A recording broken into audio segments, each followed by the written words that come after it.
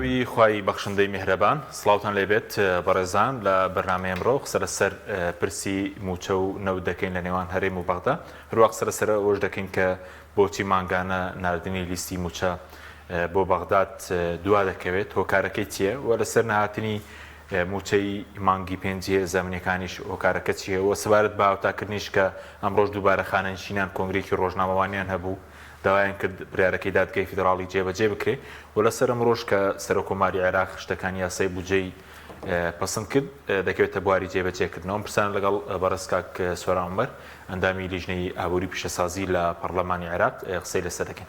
کاک سۆران بەخێر بێن، سوپاسی ئامادەبوون دەکەین. سوپاسان دەکەین. بەرلەوەی بچینە سەر موچە قسە لەسەرەوە بکەین. ئەمڕۆ سەرۆکۆماری عێراق شتەکانی بودجەی پەسەند کرد و یاسای ڕوبەڕووبوونەوەی هاوڕەگەزبازیش کە بەڕێستانیش ڕۆڵتان هەبوو لە دەرکردنی ئەو یاسایە هەردووکی لەمە دوای دەچێتە بواری جێبەجێکردنەوە. بە ناوی خوای بەخشندەی میهرەبان خشتەکانی یاسای بودجەی 2024 دوای واژۆکردنی لەلایەن سەرۆکۆمار دەچێتە ناو وەقایعی عێراقی و وەقایعی عێراقی هەر ڕۆژێک بڵاوی کردەوە ڕۆژی جێبەجێکردنی یاساکانە. بەڵام خشتەکانی پەیوەست بە بودجە حکوومەت لە یەکی 2024ەوە لەسەر ئەو خشتە ڕۆشتووە و کاری بەو خشتەیە کردووە. بۆیە خشتەکان بۆ ئێمە بۆ هەرێمی کوردستان لەجێی چاوەڕوانیەکان نییە، لەبەرەوە ئێمە ئیشمان بەو خشتانە نییە و پەیوەستی ئێمە بەو خشتانەوە بڕیاری محکەمەی ئیتیحادی لە دوای تەوتین هەمووی گۆڕیوە. ئێمە ئێستا موچەمان بە پێی بڕیاری دادگای فیدراڵی دێ و بەشە بودجەشمان پەیوەست بە یاسای بودجە لە بەرامبەر جێبەجێکردنی ئەو مەرجانەیە کە لەسەر حکوومەتی هەرێمە ئەوجا ئەرکی ناردنی بەشە بودجەمان بۆ دێ. ئێستا موچەکە بپێی بڕیاری دادگای فیدراڵی دێ و کێشەی نییە، بەس بودجێ و بەرهێنان و پرۆژەکان و خەرجی دامەزگەکانی حکوومەت ئەو کاتە دەبێت داهاتی ناوخۆنەوەتەکە ڕەز بکرێ پێوەستە بەوە؟ بەڵێ، داهاتی ناوخۆ لەگەڵ موچە دەبێ ڕادەستکرێ کە وەک دەبینین حکوومەتی هەرێمی کوردستان تا ئەمڕۆ کە 27 شەشە لیستی موچەی مانگی شەشی نەناردووە. باشە. و تەوتینی دەست پێ نەکردووە. لە ماوەی ئەم 6 مانگە تەنها 85 ملیاری داهاتی ناوخۆی خستۆتە سەر حسابی حکوومەتی ئیتیحادی. ئەمانە پێمانەڵێ کە حکوومەتی هەرێمی کوردستان دەیەوێ بەو سیاسەتەی کە لە ماوەی ڕابردوو پەیڕەوی کردووە، موچە بڕاوە، دواخراوە، پاشەکەوت کراوە، بەردەوام بێ. موچە نەچێتە سەر بانقی فیدراڵی و داهات ڕادەز نەکە نەوتیش بۆ خۆی بفرۆشێ. لە کاتێکا ئێستا کە موچە لە بەغداوە دێت، حکوومەت لە مانگی 10/11/2023 لە مانگی 2 3 4 5 6 لە ماوەی ئەم 8 مانگە حکوومەتی هەرێمی کوردستان 1 دیناری داهاتی ناوخۆی دیار نییە، نەیداوە بە موچە. جگەلەوە نەوتی فرۆشتووە. باشە. لە مانگی 11 ساڵی 2023ەوە ئەو بڕەنەوتەی کە ڕۆژانایدا بە عێراق ئەویشی بڕیوە. خۆی سربەخۆ وەکو تاڵان فرۆشی بەرمیلێ نەوتەدا بە $30 ڕۆژانە 250,000 بەرمیل بۆ کۆمپانیاکان پارەی خۆیانی لێ هەڵگرن، 150,000یش حکوومەتی هەرێم خۆی پارەکەی وەرەگرێ، نە بۆ بەغدایە گێڕێتەوە، نە بۆ پرۆژەی سەرفەکە، نە بۆ موچەی سەرفەکە و نەکە سەزانێ ئەم حکوومەتە ئێستا هەموو ئەم داهاتانە چی لەیەکە لە کاتێکە خۆی ئەو داتایانەی هێناوێتی بۆ بەغا دەڵێ مانگانە 320 بۆ 350 ملیارد داهاتی ناوخۆم هەیە. باش. بەبێ ئەوەی داهاتی 20 مەرز 20 مەرزمان هەیە لە حکوومەتی هەرێم اعترافی پێ نەکردووە، بەغداژ اعترافی پێ نەکردووە، مەرزن ئاڵوگۆڕی بازرگانیشی تایە بەدەست حیزبەوەیە. داهاتەکەی دیار نییە؟ سەفر لە وەزارەتی دارایی. مەبەستم ئەوەیە ئێستا کە خەڵک لەم دۆخە خراپایە هەمیشە چاوەڕێی موچەیە، کەی دێت، کەی لیستە ڕوا، کێشەکان کەی حەلە بێت، تەوتین کەیە کرێ، بۆ موچەی ئەمنی دواکە و بۆ موچەی خانەنشینی وای لێ نەکرا. هەموو ئەمانە لەولاوە حکوومەتێکی بێباک داهاتی نەوت و ناوخۆ ئەبات ئامادەش نییە لیستەکان لە کاتی خۆی بنێرە بۆ بەغدا، چونکە قەت چاوی بەوا هەڵنایە خەڵک لە وادەی خۆیان موچەوەر بگرێ و ئیشی بەو نەمێنێ. ئێستا کە دەڵێن بە حکوومەتی هەرێم بۆچی لیستەکان لە کاتی خۆی نانێری، بۆچی موچە زەمانەت کراوە بە قراری محکەمەی اتحادی تەوتین ناکە، ئەڵێ ئەگەر موچە لە بندەستی ئێمە نەمێنێ خەڵک بێ منەت بێ لێمان چۆنە بێ؟ یعنی هێشتا ئەمانە وا بیرەکەنەوە دەبێ موچەکەیان، بڕیاری موچەکەیان، دواخستنی موچەکەیان، هاتن و نەهاتنی موچەکەیان لە زیهنی خەڵکا بهێڵنەوە بۆی بڵێن هەر بەدەست ئێمەیە، قوتی ئێوە هەر بەدەست ئێمەیە بۆی بێمنەت نەبن لێمان. هێشتا بەم عەقڵیەتە حکوومەتی هەرێم مامەڵاکە لەگەڵ هاوڵاتیانی هەرێمی کوردستانە. حکوومەتی اتحادی پێی سەیراڵێ ئێمە بە قەراری محکەمەی اتحادی بڕیارێکمان لەسەر چەسپیوە کە ئەبێ مانگانە 965 ملیار دینار پارە بدەین بە ئێوە، پێمان خۆش نییە.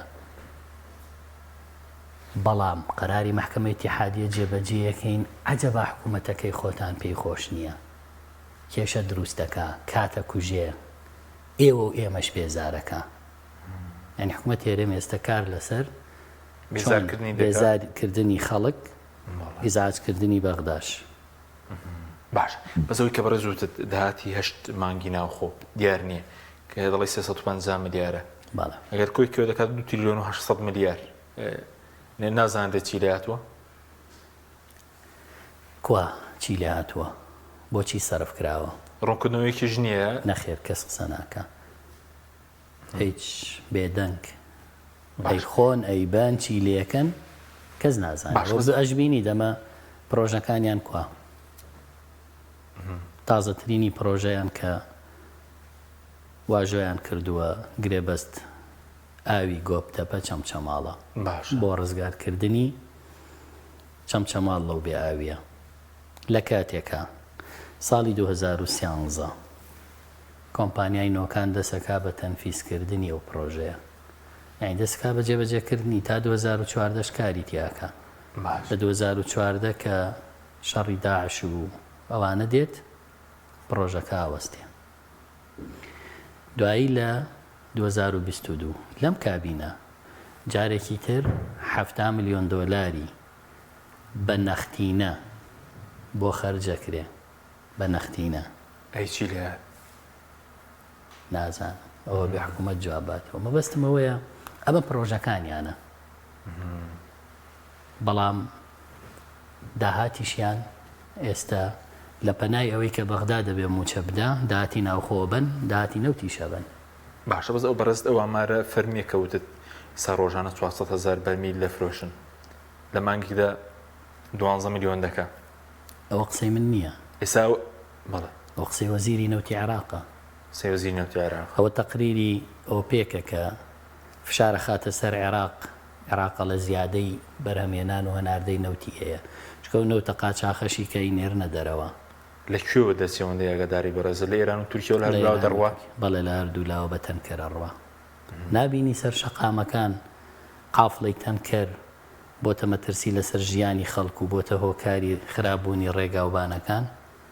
ئەوە هەمووی ئەو نەوتە تاڵان فرۆشیەکە ئەیبن. باشە بەس هۆکارەکەی چی کە بەرەزوو تاڵان فرۆش ئێستا سەرویش تا دۆلار تقریبا هەر بەرمیلێک 50 دۆلار کەمتر لە نرخی بازاڕی گیانی دەفرۆشرێت. بەڵێ ئەمە وەکو نەوتێکی قاچاق مامەڵەی لەگەڵەکرێ، ڕسمی نییە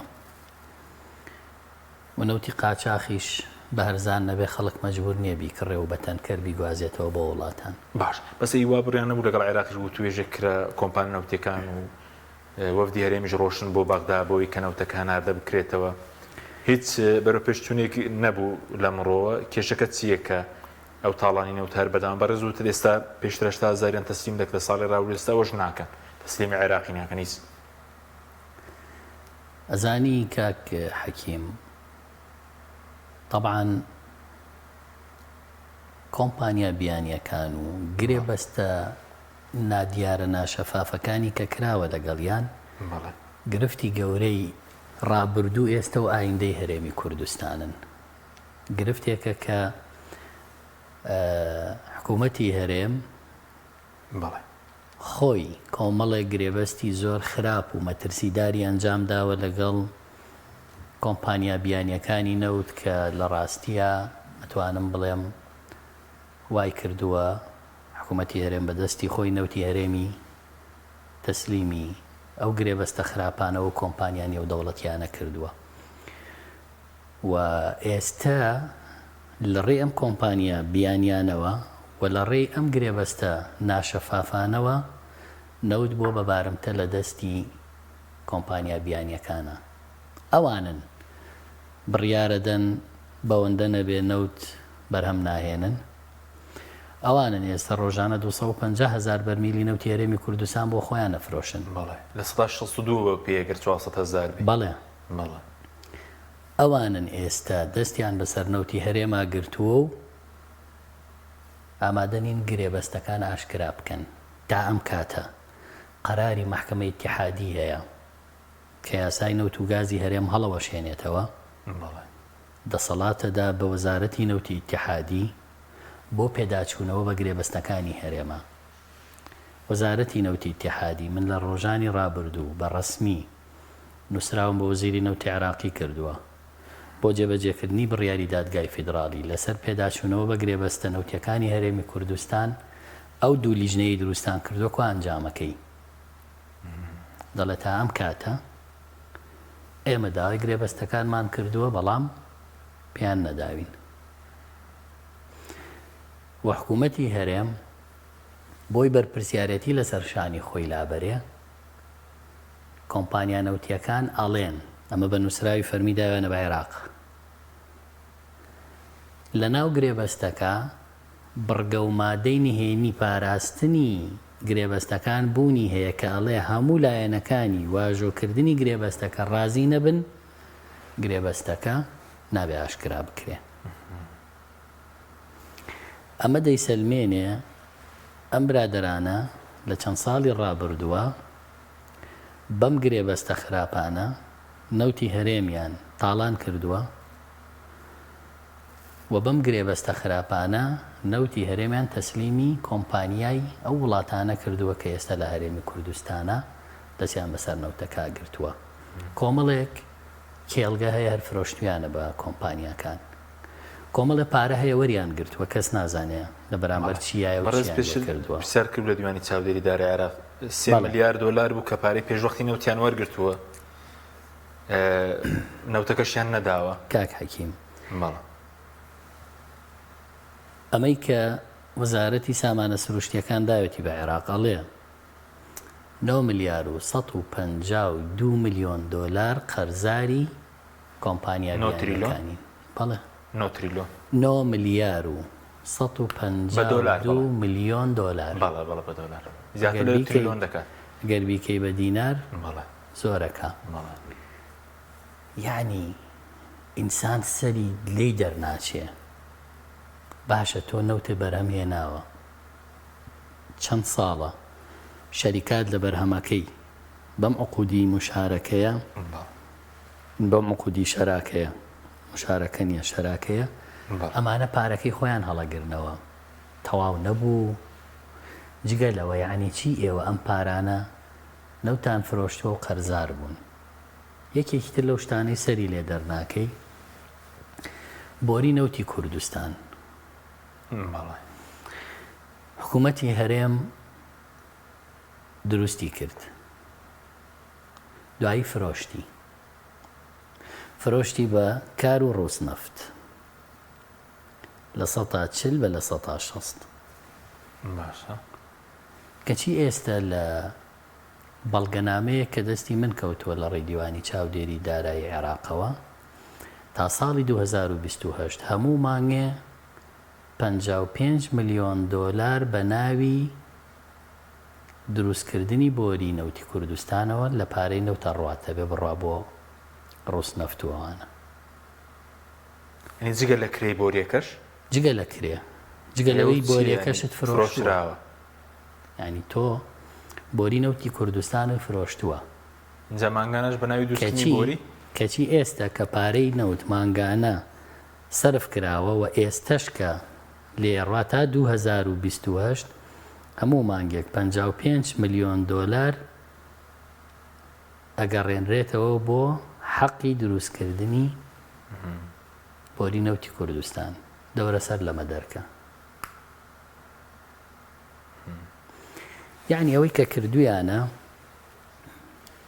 بەس خۆیان نەزانن چییە عێراقیش سەری لێ ئاوساوە ئەوە ئێمە بەس پێشتر ئێوە ئیشتان لەسەرەوە دەکرد بڵین بۆی سوتەمەنیش لە هەرێم گۆڕانکاری بەسەردا بێ هەرزان بێ پێویستە بەو قاچاقی نەوتە یاخود بۆ کاریگەریشینە لەسەر لایانی سوتەمەنی بنزین بێت نەوتی سپی بێت بە دڵنیاییەوە یەکێک لەو هۆکارانەی کە ئێستا خەڵکی هەرێمی کوردستان لە سوتەمەنی پشتگیریکراوی حکومی بێبەشن واتە بنزینی 450 دیناری عێراقی و گاز نەوت غاز کە ئێمە لە هەموو ئەمانە مەحرومین هۆکارەکەی ئەوەی ئەم برادەرانە خۆیان نەوتەکە فرۆشن و پارەکەش هێبن عێراق لە نەوتەکەم بەرێ با من بەشە بودجەش بەمێ و سوتەمەنی حکومیشت بەمێ و بنزینیشت بەمێ و غاز و گازیشت بەمێ بە سیعری کە لە عێراق هەیە ئەمانە هەرەوە نییە کە پارەکەی ئەبن نەوت خەڵکیشان مەحروم کردووە لە بەرهەمەکەی ئەگەر ئەمان بە پێی قانونی بودجەی 2023 دەبێت ئەو نەوتە بە بۆری ڕۆی تەسلیمی سۆمۆ کرێ بە بۆری نەڕۆی لە ناوخۆ تەسلیمی سۆمۆ بکرێ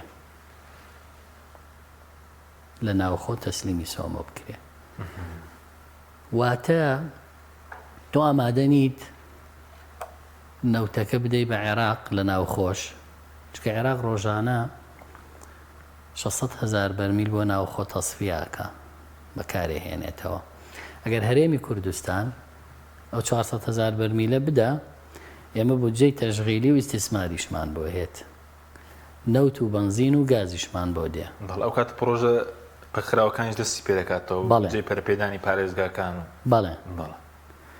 بەڵام چونکە ئەمە ئەو بەشەیە کە لەم وڵاتە ئەمانە بە گەندەڵیەی بن تەسلیمی ناکەن باش بەس سەبارەت بە موچەی مانگی 5 هێز ئەمنیەکان پێشتری بەڕێز ئیشی لەسەر کردبوو بۆ موچەی مانگەکانی پێشووتریش هیچ شتێکەیە کە دواکەوت بێت تا ئێستاش چکە باز لەوە کرابوو کە 290,000 وەزارەتی پێشمەرگە و ناوخۆ وەکو ناویسیانی ئەوانە ناردووەوی تر بە کۆدە 42,000 هیچی نوێ هەیە موچەکانیان بێت موچەی مانگی 5یان بۆ بزانام داوای کارتی نیشتیمانیشیان لێ کردبوون بۆی بینێرن بۆ بەغدا کاک حەکیم هێزی ئەمنی گرفتی زۆرە من چەند جارێکیش باسم کردووە کە ئەم هێزە ئەمنیانەیان چۆن دروست کرد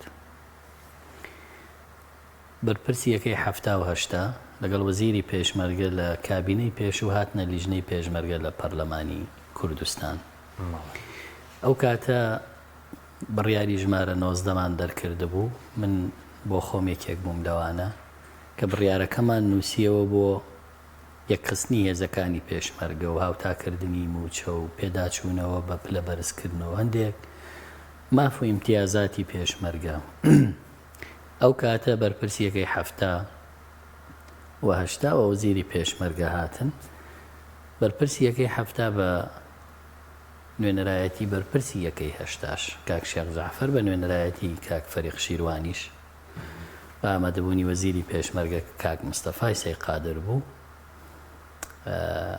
بە سەراحەت قسەی کرد وتی کاکە ئێمەم هێزانە لە دوای داگیرکردنی عێراق کەوان پێڵێن ڕزگارکردن. ئەمریکاییەکان پێیان وتین هاوپەیمانان وتیان ئێمە ئیتر پێشمەرگە خانەنشینەکەینێکی بە $10 ساڵی 2023 تێمەش ترساین پێشمەرگەمان نەمێنێ و بە $10 خانەنشینیکەن چی بکەین؟ بیرمان کردەوە هێزی تر دروستکەین لە چوارچێوەی وەزارەتی ناوخوا پارتی زێرەبانی دروست کرد، یەکێتیش بەرگری و فریاکەوتن. یعنی ئەم برادرانەمە ناکۆکن لەسەر بێری جوندیەکانیش لەسەر ناوەکانیش هەر ڕێک نەکەوتون. ئەو ناوی خۆی لێ ناوە زێرەبانی، ئەم ناوی ناوە بەرگری و فریاکەوتن خستوانەتە ناو وەزارەتی ناوخۆ، بەڵام دوو هێزی حیزبین لە ژێردەسی هەردوو حیزبان. هاتن وتی دوایی کە سیرمان کرد پێشمەرگە هەرمایەوە و ئەمریکیەکان ڕێیان گۆڕاچکەوە تەسەوریان کردبوو چۆن جەیشی عێراقیان هەڵۆشانەوە، پێشمەرگەش نایەڵن هێزێکی تری نیزامی دروستەکەن، بەڵام دوای ئەم تەسەوریان گۆڕا وازیان هێنا وتی لە نەتیجەی ئەوەی کە ئێمە وردە وردە نەفوزمان دابەزی لەسەر ئینتیخابات هاتین یەکەی 1970 دروست کرد. جا من پێم سەیرە ئەم دوو برادەرە ئەم دوو حیزبە چۆن ڕێکەوتون، یەکیان 70 بێ دەپ لە کەمتر بێ لە ویتریانەوەیان 80 بێ، چۆن ڕازی بوون بەمە؟ ئایا 70 کەمترە 80 زیاترە بیریان نەکردوێتەوە ئەمیش بڵێت تۆی کەی بە 80 منەیکەم بە 90 یا هەردووکیان لە 75 هێزی 75 دروستکەن هاتون 70 و 80 دروست کردووە. وتی ئەمەمان بۆ ئینتیخابات دروست کرد، پێشمەرگەمان تاعی نەکرد بۆی دەنگمان پێبە و هێزی دیکەش وەکو زێرەبانی و بەرگری فریاکەوت. بەڵێ وتی هەموویمان بۆ هەڵبژاردن دروست کرد. باش وەلەو کاتەشەوە دامەزراندن و دانان و لادان و خانەنشینکردن لە ناوم هێزانە بەدەستی هەردوو حیزب بووە. لیستی ئەمانە لای وەزارەتی دارایی هەرێم نییە. وەزارەتی ناوخۆ بەشی ئەولا پارتی زێرەڤانی، وەزارەتی ناوخۆ وەکیلۆزیر بەشی ئەملا یەکێتی بەرگری و فریاکەوتن، هەردوو لا تەحەکومیان پێوە کردووە. ئەو لاش 80 ئەم لاش 70 لەژێر فشاری ئەمریکیەکانە لیوا هاوبەشەکانیان دروست کرد، بەڵام لیوا هاوبەشەکانیش نە لە ڕەبیەکانە نە لە فەوجە سریەکانە نە لە لیواکانە نە لە بچۆ ناویانەوەیان ناسیتەوە، ئەویان یەکێتیەوەیان پارتیە بە ناچاری لە ناوی لیوا هاوبەشەکانە 50 یەکیان گرتوتەوە. گینایەگرتنەوەی هێزی پێشمەرگە بوونی نییە. وەزارەتی پێشمەرگە هەر یەکەی 70 بەڵام بە ناوی وەزارەتەوەی. ئەمانە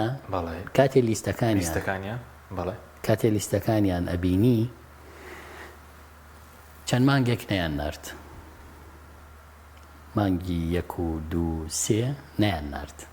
هاتن چیان کرد؟ دەستیان کرد بە ناونووسینی خەڵکی خۆیان بۆ ناو ئەم هێزانە پڕیکەن چکە عێراق عەدەدی حەقیقی و ناو هیچی لا نەبوو. بەڵام کاتێ فشاری زیاد کرد کە کاکە من لیست ئەبێ بۆم بنێری، ئەگەر ناچۆن تۆ بە منەڵی 333,000 کەس ئەوەندە ملیاریانەوە بۆم بنێرە. هاتن پڕیان کرد لە دامەزراندن، هەتا مەجالیان بوو کۆتا مانگ ئەمجا لیستی مانگی 4 و 5 لێ دروست کرد. ئێستا عێراق دەستی کردۆ بە وردبینی ئەم لیستانە، نەقز زۆرە لەم لیستانە، ناوی غەیری کورد زۆرە لەم لیستانە، کوردی باشوور با بڵین، کوردی ئەم پارچەیە، چونکە سووری تایە، خەڵکی تری تایە. پاکردنەوەی ئەم لیستانە یاخود وردبینی لەم لیستانە بەجددی کاتی ئەوێ. دواکەوتنەکە پەیوەندی بۆ ئەوەیە کەسە مانگی 5 دواکەوتووە هیچ چاوەڕوانێکی چووکە پێشتروا بڵاو کرایەوە ڕەزامەندی درابێ خەرج کرای بەس پارەکە نەگەیشتە بێ. مانگی 4یان نردوو بەڵێ مانگی 4یان نردوو دابەش کرا. بەڵێ بۆ مانگی 5 کە نهاتووە. مانگی 5ش پێم وایە بێ وەزارەتی دارایی حکوومەتی هەرێم ڕوون و ڕاشکا و حکوومەتی هەرێم وەڵام باتەوە کە خەلەلی ئەم لیستانە چییە کە موچەکەیان دواکەوتووە. پێدا بۆی خەلەلی لیستەکان بەڵێ خەلەلی لیستەکانە و بەشێکیشی ئەوەیە کە حکوومەتی هەرێم یاری بە کاتەکە نایەوێت تەوتین بکە ئەم کات کوشتن و تەوتین نەکردن و ڕادەز نەکردنی داهاتی ناوخۆیە بەشێکە لەو گەمەیە کە حکوومەتی هەرێم لەگەڵ عێراقیکا بۆ ئینهیارکردن بە عێراق بۆ بێزارکردنی عێراق وەکو چۆن خەڵکی هەرێمی بێزار کردووە موچەخۆرانی وێران کردووە نایەوێ موچەخۆران هیچ مانگێک بە دڵخۆشی لە کاتی خۆیان موچەکەیان وەربگرن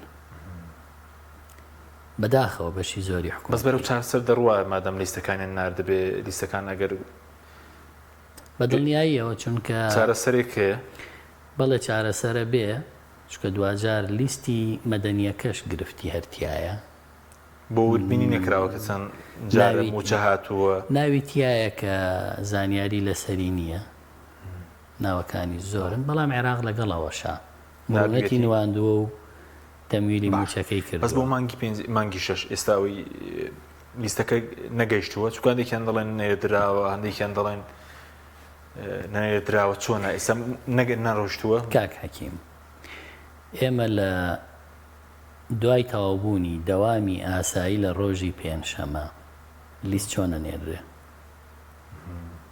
یعنی حکوومەتی هەرێم بڵێ من ئەمڕۆ پێنجشەمە دوای نیوەڕۆ لیستم ناردووە بۆ کوێی ناردووە لیستی بۆ کوێ ناردووە دەوام تەواوە بێ یەکشەمە ناگات یەکشەمە دەوامە یەکشەمە دەوامە یعنی بۆ دەیخەنەوە ئەزانی بۆ دەیخەنە پێنجشەمە بۆ چوارشەمە نایە خۆ بۆ زوو ناینێرن هەندێک جار کەسێک فەرمانی گرتنی هەیە ئەچن لە دوای نیوەڕۆی پێنجشەمای گرن بۆی مەجای بەربوونی نەبێت تا یەکشەماڵن حاکمی خەفەر نییە و دەوام نییە و با لە سجنا بمێنێتەوە موچەشیان وا لێکرد و دوای نیوەڕۆی پێنجشەماڵێن وەڵاوە لیستمان نارد چکە ڕاست نییە زانن تا یەکشەمە دەوام نیە بۆ کوێت نارد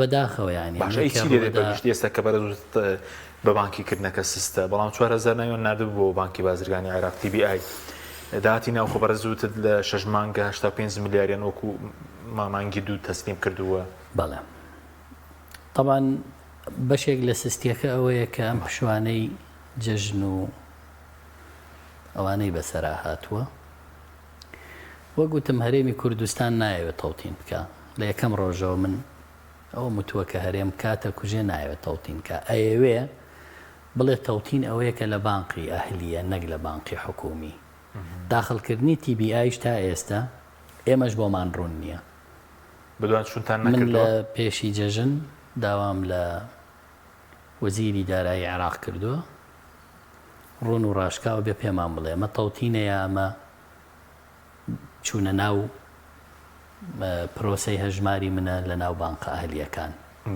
ئەبێ بۆمان ڕوون بکەنەوە چاوەڕێی وەڵامەکەی چونکە ئەمە پێچوانەی بڕیاریدا ڕزیشی لەسەر دەکەن ئێستا مەوزەمنەوەی حوتیش دانیش پشووی وەرزی یاسادانی پەرلەمانی عێراق کۆتایی پێدێ بەردەوامیشی لەسەر دەکەن ئیشی زیاتر لەسەر موچە بێ نەوت بێت لایەنەکانی دیکە بێت بەدڵنیاییەوە من بۆ خۆمۆک و پەرلەمانتارێک بەردەوامم لە بەدوادا چوون و ئەو هەموو نووسراوت بۆ چییە ئێستا ئێمە دەبین ڕەنگە پەرلەمانت بەس زۆرینیان کڕێشەشیان نابینرێ هی نووسراوە فەرمیەکان ئەو بۆ ڕاستچوونایە بەڕێزت لە بوارە جیاوازەکان بۆ چییە ئەمەز لەو هەموو نووسراوە بڵین کاک حەکیم من بارکی خۆم ێزانم نوێنەرێکی خەڵکم بۆ نمونە کاتێک هانا بۆ من دێنن ئاوارەکانی شنگال لە دۆگەڵێن ئێمە 621 خێزان قەرەبووی 4 ملیۆنەکەمان وەرنەگرتووە وەری بگرین شمول بکەین ئێمە گەڕێینەوە شنگال توانیمە لەگەڵ وەزیری کۆچ بۆ غەیری سنووری خۆشت ئیشت کردووە بەدڵنیاییەوە بۆ نمونە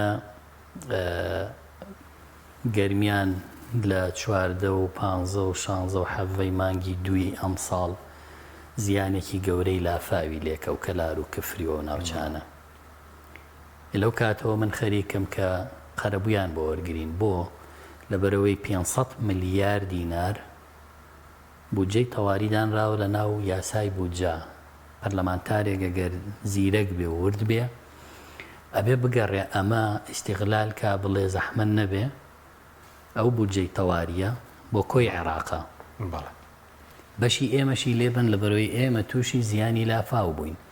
خۆشبەختانە ئێستا گەیشتۆتە ئەوەی کە تەخمینی زیانەکان کراوە،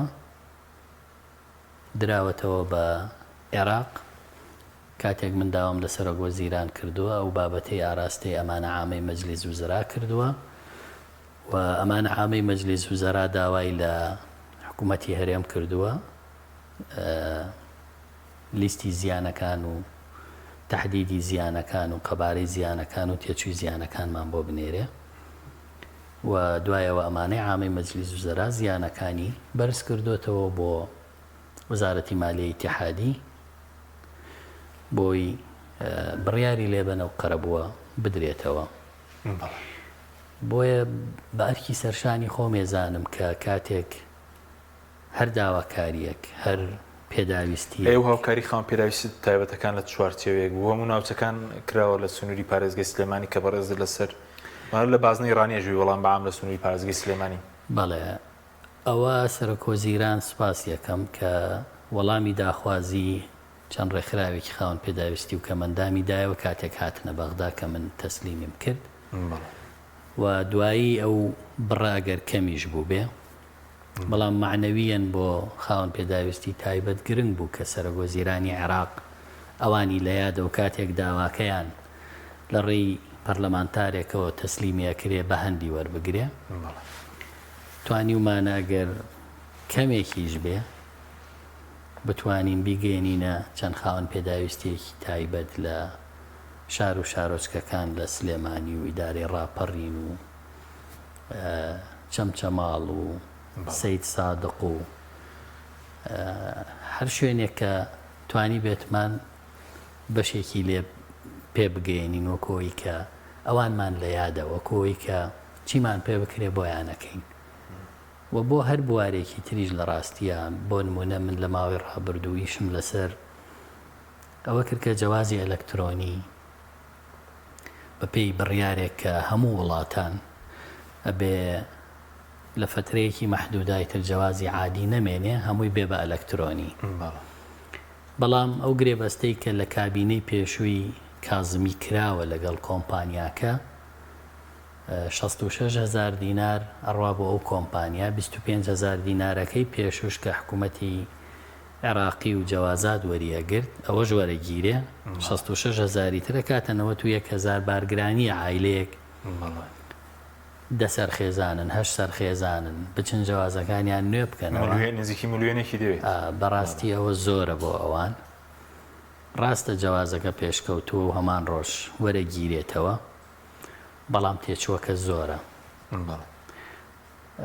دوای بە دوواداچوون وەزیری ناوخۆ وەڵامی داوەتەوە کە گرێبەستەکە پێش ئەو کراوە و پرۆسەی خەلەلەکانی سیستەمەکەی کە هەبوو تا ڕادێ چاکراوە خێراتر کراوە و شوێنەکانی کە دەکرێن بە ئەلەکترۆنی لە ئێستەیە ڕانیە و چەمچەماڵ لە بەردەستیانە تەسلیم بە کۆمپانیاکە کراوە بۆی بکرێ بەم سیستەمە تازە جەوازەکان دایرەی پاسپۆرت.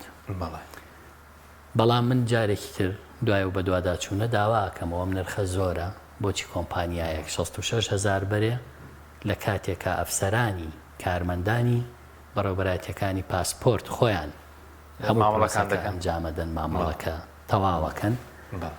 مەبەستمەوەیە یعنی ئینسان کە نوێنەری خەڵک بوو و بەنمونە کاتێک کە من سەردانی ئیدارەی ڕاپەڕینم کرد لە ماوەی ڕابردوو نەخۆشخانەیەک لەسەر بودجەی ئیتیحادی لە خولی پێشوو بۆ ناوچەکە دروستە کرا بەڵام نەقسی هەبوو.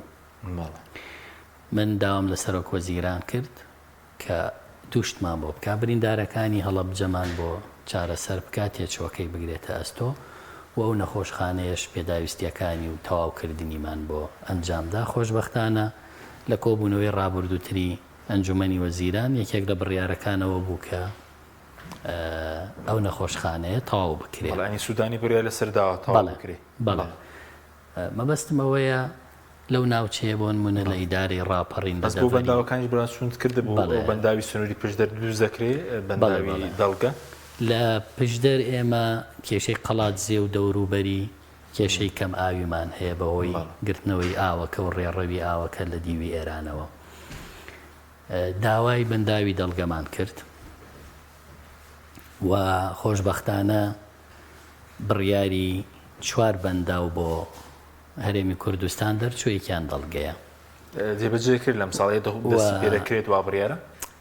من لە چەند ڕۆژی ڕابردوو بە نووسراوی فەرمی داوای سەرفکردنی پارەی بەنداوەکان و دەستپێکردن بە جێبەجێکردنم کردووە و چاوەڕێی وەڵامەکەیم و وەزیری سەرچاوە ئاویەکانی عێراقیش بەڵێنی داوەکە بەڵێەوە بڕیارە و دەرچووە و بودجەشی بۆ تەرخان کراوە. چیمان پێ بکرێ باکی خۆمان ێزانین و هەر کەسێک داواکارێکی بێت دەتوانێت بۆ نمونە پێویستان پێ بکە کاری بۆ بکەن لە بەغدا بێت لە ناوچەکانی دیکە بێت هەرواشمان کردووە. بەڵێ هەرواشمان کردووە بۆ نمونە لە ماوەی ڕابردووە سەرۆکایەتی زانکۆی چەرم و نووسراوێکیان ئاراستە کردین کە هەوڵیان بۆ بین بۆ ئەوەی زانکۆکەیان بە ڕسمی لەلایەن عێراقەوە بناسێن لێ. خۆشبەختانە لەم ڕۆژانە وەزیری خوێندنی باڵای عێراق بڕیارەکەیدا کە زانکۆی چەرم و شۆک و زانکۆکانی تری هەرێم دانی پیا بهێنرێ. کێشەی زانکۆی گەرمیانمان ماوە هەر خەریکی ڕاپەڕین بە مەرج هەندێک ئەتراف هەیە بەس مەرجدارە. مەبەستمەوەیە هەرچی بە ئێمە بکرێ لە هەر بوارێکا بێ بەڵێ لە ڕاستیا درێغی ناکەین و هەوڵەدەین ڕەنگە و هاوڵاتیانی کە ئیشیان بە ئێمە بووە ئیشەکانیان پەیوەستە بە حکوومەتی ئیتیحادی بە بانقی مرکزی بە پاسەوانی سنوور بە ئەو دائیرە ئیتیحادیانەی کرد لە هەرێ من چیمان پێ کرابێ درێغیمان نەکردووە. مەوزوعی خانەنشینی مەوزوعی زیندانی سیاسی کە ئێستا ئەویش یەکێکە لەو دۆسیانە لەسەر زیندانی سیاسی ئیشتان کردوویت بڵین هەیە موچەکانیان بخرێتە سەر بەغدا؟ بەڵێ داوای گواستنەوەی دۆسیەی زیندانی سیاسی هەرێمان کردووە بۆ بەغا و من بابەتەکەم دا بە سەرۆک وەزیران دای بە ئەمانە عامە بۆ هەیئەی سوجەنای سیاسی. ئەخیر جواب ئەوەیە کە تەوافقێکی سیاسی هەردوو حکوومەتێوێ بۆی ئەم بابەتە کۆتایی بێ و زیندانیانی سیاسی پێشەوە دەکرێت. ئەگەر هەرێم بە نووسراوی ڕسمی کە ئامادەی دەربڕیوە بە نووسراوی ڕسمی ئامادەی دەربڕی و داواکاریشی کردووە. مەبەستم ئەوەیە خەڵکێکی زۆر هەیە لە هەرێمی کوردستان تەنها ناسنامەی زیندانی سیاسی هەیە هیچ ئیمتیاز و مینحەیەکی وەرنەگرتووە وەگەر وەریشی گرێ بۆ 10 ساڵە عێراق جیاوازە بۆ 25 ساڵە ئیمتیازی باشترە. باشە لەسەر خانەنشینیش ئەمڕۆژ بزانم بوون بۆ لایەوە و ڕێنووسینگەی پەرلەمان. بەڵێ خانەنشینان هاوتا دەکرێت چی بەسەرات؟ بەڵێ خانەنشینان دەمێکە پێکەوە لە هەوڵین بۆ ئەوەی بڕیاری دادگای فیدرالی بۆ کارکردن بە یاسای ژمارە 9 ساڵی 2014 خانەنشینی یەکگرتووی عێراق کاری پێ بکرێ. بەڵام حکوومەتی هەرێم تا ئێستا پابەند نەبووە و دوا هۆشداریاندا ئەمڕۆ خانەنشینان لە کۆنگرەیەکی ڕۆژنامە نووسیا لە باخی گشتی سلێمانی کە چوینە لایەن ئەگەر نا هەنگاوی گرتنەبەری هەنگاوی سکاڵا لەسەر جێبەجێ نەکردنی بڕیاری دادگای فیدرالی لەسەر سەرۆکی حکوومەت و وەزیری دارایی ئەگەرنەبەر حەقی خۆشیانە و مامۆستایانی ناڕازیش ئەم هەنگاویان گرتووەتە بەر لە بەغدا بۆی کە تەڵتین ناکرێ وەکو ئەوەی کە لە بڕیارەکە هاتووە ئەوان هۆشداریەکیان بە ڕسمی بە پێی یاساکە داوە بە حکوومەتی هەرێم بۆی جێبەجێ بکات. جێبەجێ نەکە ئەوانیش هەنگاوی دواترە گرنەبەر. ئەوەی خانەنشینان کاک حەکیم غەدرێکی گەورەیە و دەبێ بەم جۆرەی لێ بکرێ و عێراقیش ناتوانێ نەیکا. واتە ئێمە گەر مەوزوعی سێیەکەمەکان و خاوەن بڕوانامە باڵاکان و ئەگەر مەوزوعی وانە بێژان و گرێبەست و ئەمانە بڵین عێراق نایکا و پلەی وەزیفی بە ئێمە نادەن، بەڵام مەوزوعی خانەنشینی عێراق چاوەڕێکە هەرێم جێبەجێیکا و حەزیشەکانەی کاچکە پارەیەکی باشە چێتە سەر هەرێم نایکا. ئەگەر بیکە یەکەم ئەبێ هەر کەس خانەنشینە موچەی کەمترە لە 500,000 بیکا بە 500,000. دووەم لە 2014ەوە هەر کەس خانەنشین بووە بێ بە یاسا تازەکە خانەنشین ببێ و لە ئێستاشەوە لە ڕابردوش لە دوای دەرچوونی بڕیاری دادگای فیدراالی حکوومەتی هەرێم دەبوو هەر کەس خانەنشینە بێ بە یاسا تازەکە خانەنشینی بکە نەک بە یاسا هەڵوەشاوە. باش کاتمان نەما بەسە سەروانە بێژانی دوبارە پرسیاریان کردو هیچ شتێکی تازەیە پێشی لە بەغدایشی لەگەڵ کردبوو بەڵێ من هیچیان بۆ دەکرێت بەڵێنێکی درابوو سوودانی بۆ زارەکی ئەو چی بەسەرات بە کورتی بەسپاس دەکەن.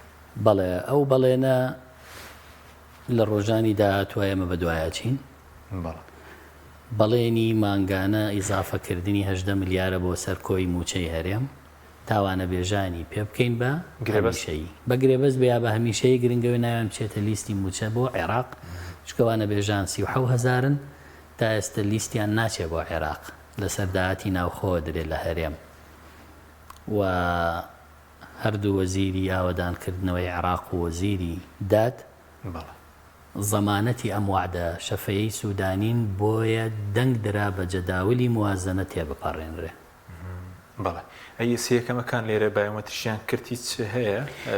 عێراق ئەواندا نامەزرێنێ هەرێمیش بەداخەوە نەک سیەکەمەکان تۆمارکردنی ئەو 13500 کەمەندامە نوێی کە نردویانە بۆ بەڵا ئەویش دیسان حکوومەتی هەرێم هەشتێ خۆی نێوێ بیکای نێرێ بۆ بەغا هەر شتێکیش کابێ خۆی بیکا نایکە. باش با دو پرسیارمە سەرەوە بێ ئیشت کردبوو لەسەرەوەی کە کەناڵەکانی بەدڕەوشی لە تەلیگرامیش دابخرێنەوە ئەم ڕۆژ یاسای چاکسا بڵێن یاسای هاوڕەگەزبازی ڕوبەڕۆبوونی هاوڕەگەزبازی سەر کۆمار واژۆی کردووە.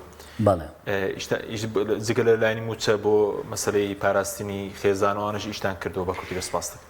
بەڵێ ئەو داوایی من بۆ داخستنی ئەو پێگەیەی ئەو کەناڵی تیلیگرام کە 2 ملیۆن هاوڵاتی عێراق بە هەرێمی کوردستانی شەوەتیایە بەشدار بوو هەر 18 پارێزگاکەی عێراق گروپیان هەبوو هەر گروپێک لەوانە زیاتر لە 80,000 کەسی تیا بوو هەمووی وێنەی ئافرەت و کچی خەڵک دانراوە سەوتی خراوەتە سەر بۆ کاری لەشفرۆشی بەکارەهێنرا وەکو چۆن لە هەرێمی کوردستان کەسێک هەبوو بە ناوی گۆڤەند ئەم کارەیە کرد لە عێراقیش ئەم چەناڵە هەمان مەترسی بوو و 2 ملیۆن هاوڵاتی تیا بوو لەسەر ئاستی هەر 18 پارێزگاکە بوو بە هەرێمی کوردستانیشەوە خۆشبەختانە عێراق دایخست و کۆتایی پێهات لەسەر داواکاریەوە.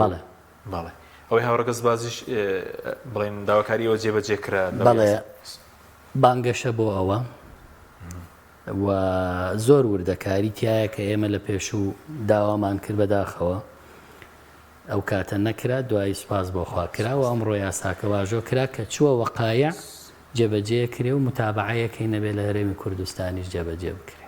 سوپاسان دەکەین کاک سۆران مەرماندومان کە سوپاسیان لەدەبوون دەکەین. سوپاس بۆ بینەرانی بەڕێز سوپاس باوکارانە خواتان لەگەڵ.